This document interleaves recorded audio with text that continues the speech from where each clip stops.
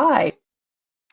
As Veriff's co-founder and chief product officer, Janer acts as a key link between our company's origins and our future, maintaining our mission to build a safer online world while refining an industry-leading product. With many key developments set for the second half of 2023, I'm really excited to sit down with Janer to discuss his views on Veriff's progress to date, his approach to team leadership, lessons for prospective founders, and much more. Thank you so much for joining us today, Janer. Hi, Caroline. I'm very excited to be here as well. And then thanks for having me. It is a pleasure. So we're just coming out of Veriff's 2023 Summer Week. What's top of your mind as we come out of it? Yeah, first of all, I think every year I'm just amazed that the bar keeps going higher with the whole summer week. Every year I'm thinking that things can't get better, and I'm still amazed how the team can manage to put this together. And I think it's so great to see everyone flying over to Tallinn, Estonia, to meet everyone face to face, have good discussions, and it's definitely kind of very high emotions after that. So yes. Yeah, and it's a great experience. I highly recommend Tallinn in the summer for anyone who hasn't been there. Great experience. So tell us a bit about the history of Summer Week and how important it is to Veriff. I think it's always been important, and if you look at how fast we've grown as well, and kind of the size of the company, having more than 500 people across the world from US, UK, Spain, Estonia, and other places as well. I think the importance and then the kind of the first kind of the summer event importance started actually after COVID, that we grew a lot during COVID and that we hadn't seen each other face to face for more than a year.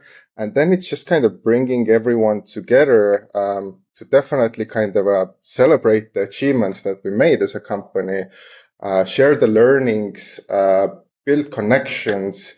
And I think as we're in the kind of the business of trust with Veriff as well, building the trust between businesses and the users, then the trust actually starts from within. And then that's kind of the crown jewel event for Veriff to actually build that trust within between different parties. Perfect. And you had customers at it this time for the first time. Tell us about that. Yes. First time ever, we had actually customers flying over to Estonia. And that was something that I was very much myself personally looking forward to, because I think one thing is hearing about the customer success stories. And let's be honest, it's not always kind of everything works perfectly, but you need to actually work together with them to solve their problems. It's one thing to hear about their stories at company town halls and all hands, that how we have solved their problems. But another thing is actually Monzo or Super Awesome or anyone else coming on stage and sharing the value that we brought to um, them and their kind of a customers by working together. And that's so powerful to see that we're not working for something that we are thinking about, but we're working actually to make our customers' lives easier, to be better at fighting against fraud, or getting more honest users on board. And then that's exactly the kind of the value that they brought into our summer week as well, by sharing their perspective of how do we work together. Yeah, and I think they enjoyed the party. So it was win-win, Oh right? yes. Oh yes. Oh yes. So we're halfway into the year. What are you most looking forward to in the second half of the year for Veriff, and what will success look like to you?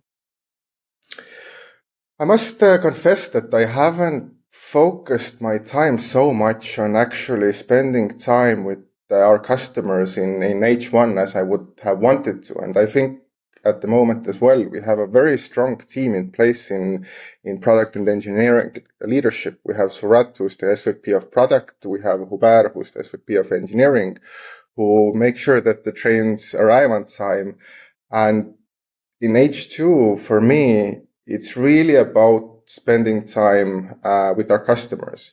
I think it's valuable. Hopefully, it's valuable for them, but it's definitely valuable for me to understand as well what's their problems, and then how to shape a little bit our strategy in a way that we could help them, because customers are the heartbeat for Veriff in that sense, and there needs to be a very strong correlation between our strategy and the problems that they're seeing.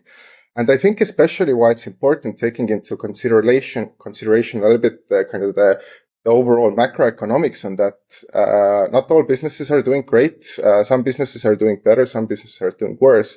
And as we're building Veriff for the long haul as well, it's being there for our partners to help them through, that we can help their end users to get on board. We don't leave anyone behind the door, and then making sure that they get the maximum out of using us on that. So key focus for me in the second half of the year is working together with the customers and spending time with them.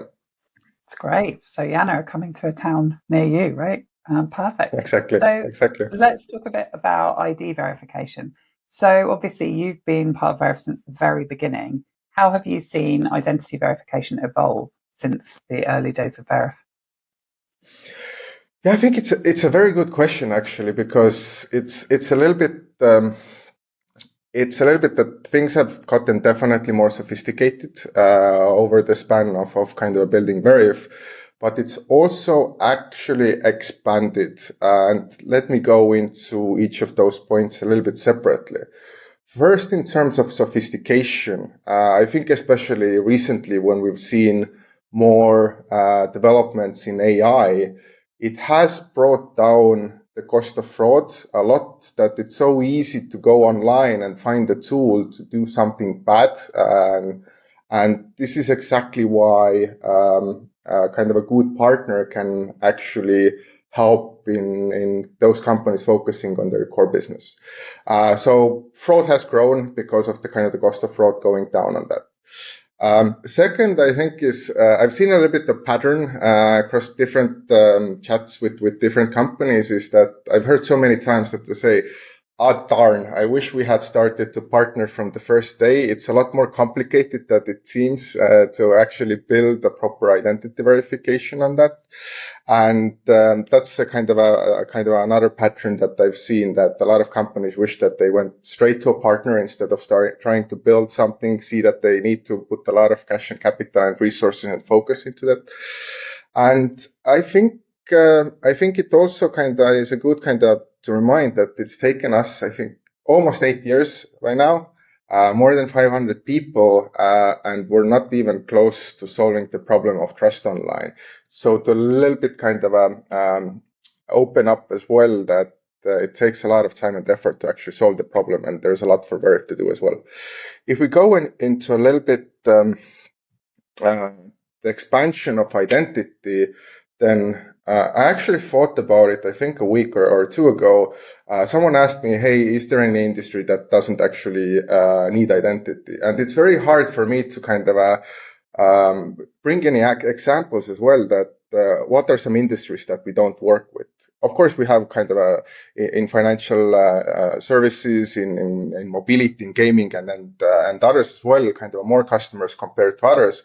But I can't think about any industry that we at the moment don't work with. And I think that shows as well the kind of the expansion of different use cases and the necessity of identity and how you could use identity across every industry on that.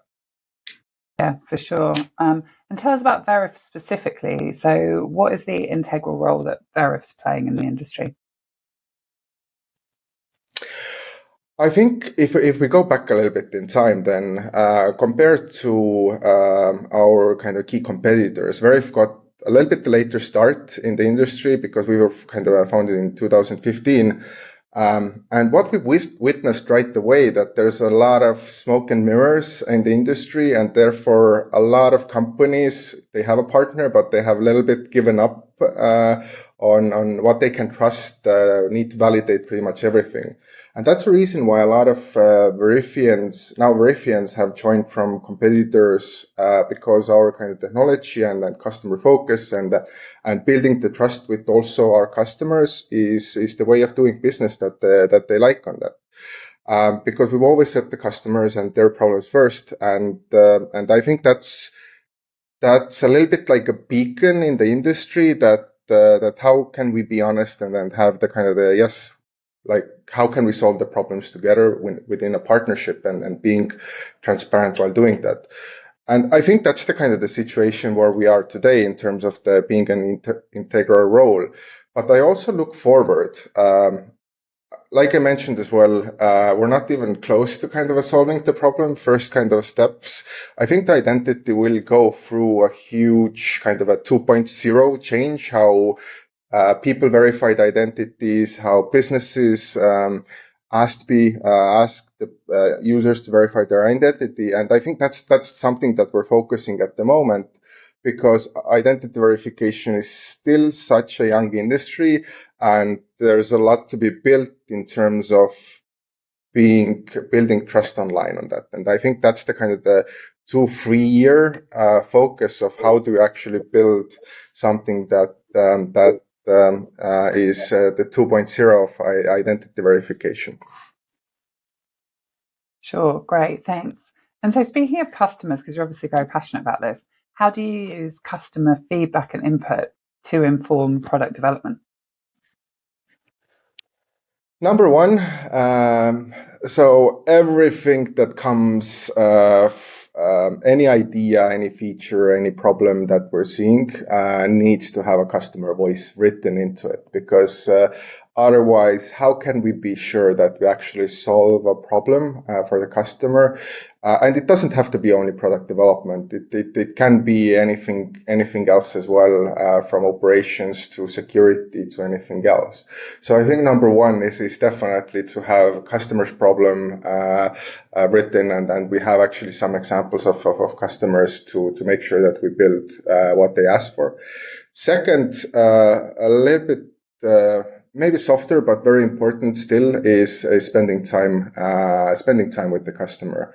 Not only me, I take part of QBRs, having lunches, pretty much going out and speaking with them as a kind of a routine every month. But it's the same for the whole product organization as well.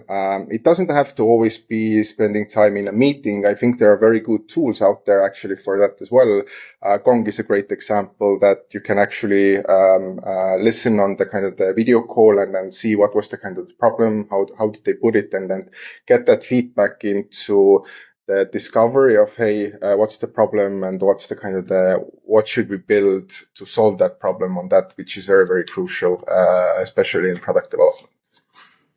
Great. And tell me, so what are your favorite use cases where people are using Veriff in ways you're passionate about? I think twofold answer to that. I think the first one is every product person's secret dream that they don't share that often is when the product actually brings value to the users, and it doesn't have to be companies.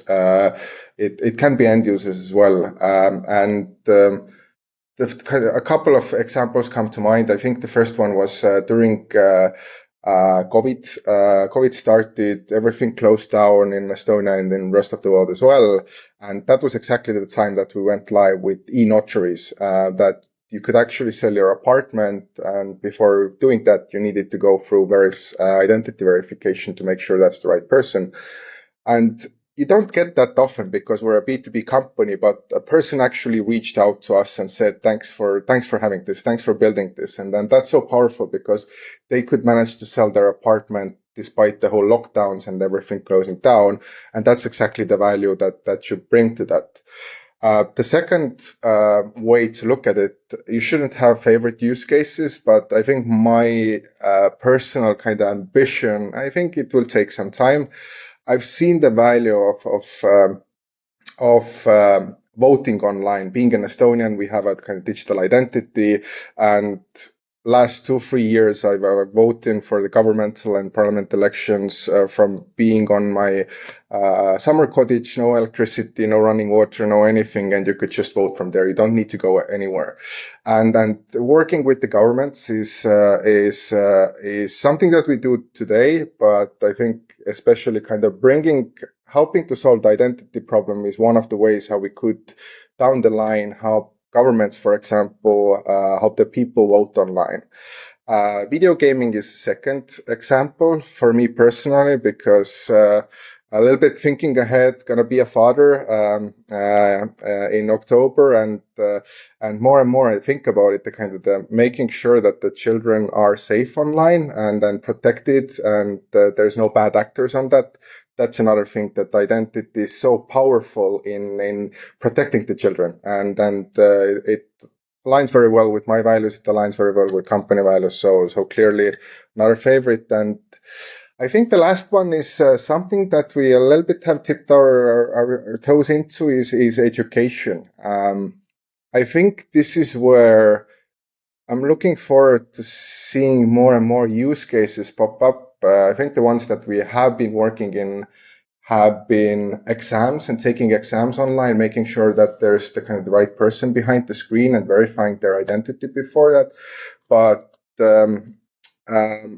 I believe that there's more we could do actually there in bringing the identity there and overall helping to develop and grow that industry, because I very much believe that that's another kind of industry that needs helping outside of Veriff as well. Yeah, great. And I agree massively about having young kids making you focus on safety on the internet. Plus one to that. Right, let's talk a bit about you. So you've been a key part of building this great company of over 500 people. What are your key principles for building and leading a team? I think there are the key values that are quite self-evident.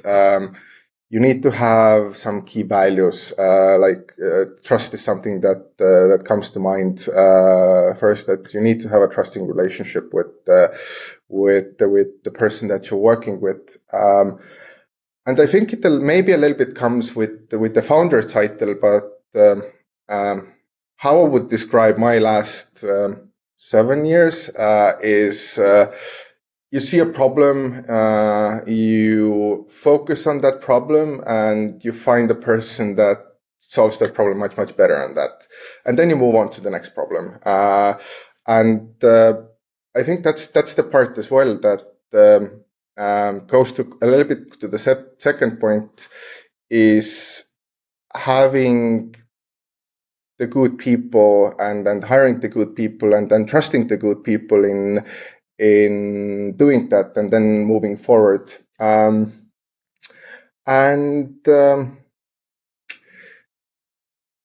think it a little bit goes back to the previous point as well. One of the things that I always do in the interviewing, a little bit sharing my secrets, is I always, after finishing the interview, I look back and see, hey, did I learn something new? Because that shows to me as well, hey, is that person actually can do the job much, much better than I am doing? And that has been one of the elements of how do I evaluate that I find someone that I can hand it over and then go focus on the next problem.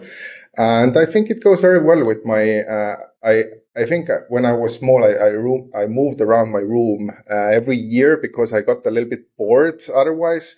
So having this mentality of moving around and fixing the next kind of problems, and that very much suits with myself as well. You need to always learn something new, then hand it off, move to the next thing. So it's very exciting and suits my character as well. And you never get bored, right? Never a dull day. Okay, and what keeps you busy in your spare time? I think it goes back to a little bit the kind of, I need to find always something new to do, but a couple of things have stuck as well. I got my first personal computer, I think I was 4 or 5 or something like that. And if you think about it, it's quite early because Estonia got re-independent. Having kind of a personal computers wasn't that common. I think it was 96 or something like that. I got my computer because both of my parents worked in IT, and that's how I got my hands on one.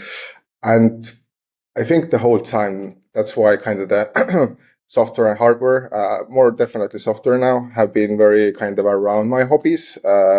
It can be my kind of a best stress relief for me personally is video gaming actually. But it's also just last week playing around with GPT around, hey, how could I book or rent a car for traveling Portugal for my annual leave and kind of playing around with that. So that's definitely one place that you could find me is from there. The sports is second. A little bit learned it the hard way. I had a small burnout, and I needed to kind of retrain for myself, doing always sports every week, because that allows me to put energy into Veriff. And today I went biking. Has been swimming, has been tennis, football, pretty much trying out different things from paddle to anything else. And last but not least, definitely family. And I have a dog as well, so he's also keeping me doing my walking and thinking time every morning, every evening. Nice. And we've had some good paddle games as well, so always fun. We've had. Okay, so what are some other companies that you think are really innovative and special for their sectors? One that comes to mind is definitely Stripe. They have been my go-to for a lot of things, design, leadership, literature. One of the books that I carried around with me a little bit like an encyclopedia was the High Growth Handbook. Alachil was the kind of the author of that, but Stripe, I think, published this, or they were very much involved in that, in being a perfect book for seed Series A-ish type of companies. That, hey, what are the roles, what are the expectations, and how do you kind of go through the kind of the high growth. And at the moment as well, I'm actually reading Stripe's previous COO, Scaling People. Claire Johnson is the author. I haven't gone through it already, but so far very, very good, which is exactly that kind of the previous book finished off after, or not finished off, but isn't that useful when you get to Series B, Series C. But exactly, she's kind of taking it forward from there. So Stripe clearly. And second is actually something that I needed to think about it a little bit now as well, that something not so obvious, but something that I found so useful in product is Gong, is actually being able to go back to the meetings, review them, get the transcription, and then review some of the meetings that you couldn't be part of, to understand better and get the customer voice into the problems that you're trying to solve.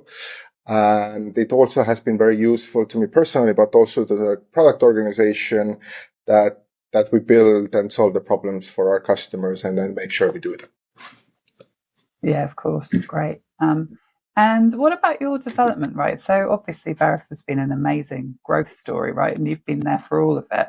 So how have you developed both professionally and personally going through that journey? I think so.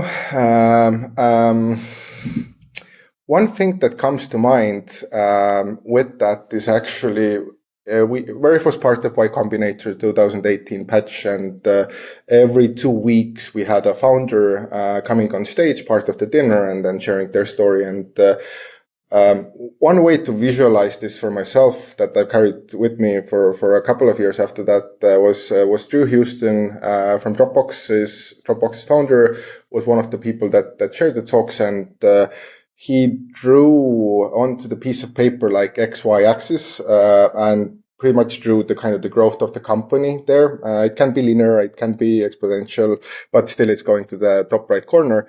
And another line just on top of it, which is the kind of the founder's growth. And what happens if those lines cross is that you start to slow down the company growth, and that should never happen. Then you should kind of step out.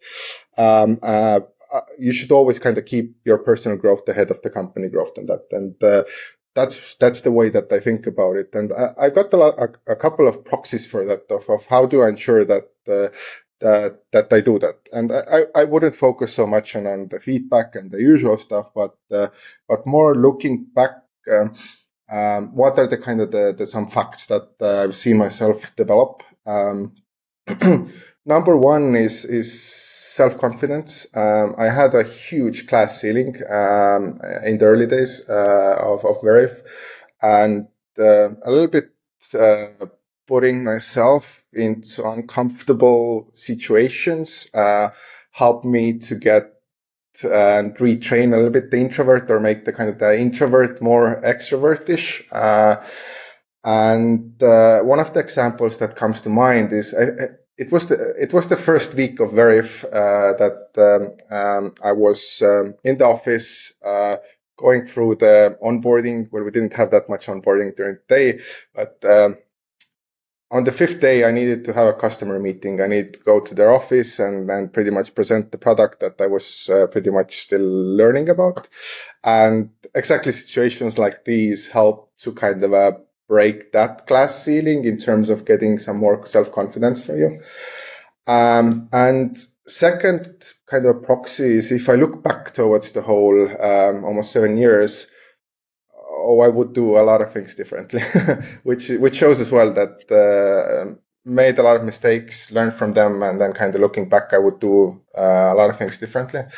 Third proxy, business growth. Last year we grew our revenue 2 times. That shows as well that we're doing good.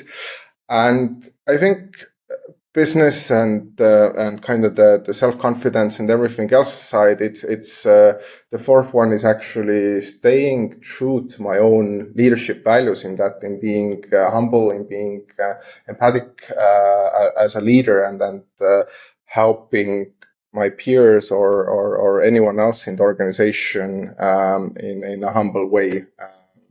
Yep. And you've definitely mastered your fear of kind of public speaking and things, having seen you on stage in front of 500 people pretty regularly. No one would know. Yeah, but I think one thing that maybe helps with this as well is, if you grow together with the people, if the kind of the size of the company actually grows, then it isn't from kind of a 0 to 500, but it's 0 to 60, 60 to 120, and from that onwards, it's pretty much you feel comfortable there. Yeah. So what advice would you give to aspiring entrepreneurs who are thinking about starting their own tech business? So I go and share. I think once a year or twice a year, I try to go back to my own school, secondary school, or anywhere else as well, and then share a little bit kind of the tips and tricks. And so, some of the things that I always share, some of them have a little bit echoed here today as well. One is definitely that people are so important, and you should focus on getting the right people, but also make sure that you keep the people, and because Veriff is 500 plus people, and myself alone could never do something like this. It's a total teamwork on that. Second, something that I wasn't so great in the beginning, that I would maybe go back and do a little bit differently, is my risk appetite, and maybe it goes a little bit with self-confidence as well. But taking more experiments, failing more, and even steepening the learning curve much more. And third goes very well with Veriff's values as well, is focusing always on solutions. I don't remember who it was, but in Twitter as well, I think one of the VCs shared that before being a founder, they understood that life throws a lot of curveballs always, and you finally get used to that. The amount can go up on that, and there is no such thing as an impossible situation actually. And everything is solvable. You just sometimes need to put more energy into it. You need to put more heart into it, and then usually the bigger the company gets, the bigger the problems are. But everything is solvable if you believe it is. Love that. So tell us, what do you mean when you say that you want to make a safer online world? What does that mean to you? I think trusting it, I would put it into a little bit an aspiration, and I would tie it maybe what's the most trusted place that we have in our lives is our home. And I think trusting people online should be as effortless as actually knowing whom to invite to your home, because everyone that you invite to your home, you actually trust. And then building that trust online should be as effortless as inviting someone to your home. Okay, and final question from me. So finish this sentence. We're building trust from the first hello by... Being the safeguard between the businesses and their customers. Perfect. Janer, it's been an absolute pleasure to talk to you today and learn a bit more about your journey and how customer-centric you are, right, which is obviously hugely to the benefit of Veriff. So thank you very much for the time. Thank you, Caroline.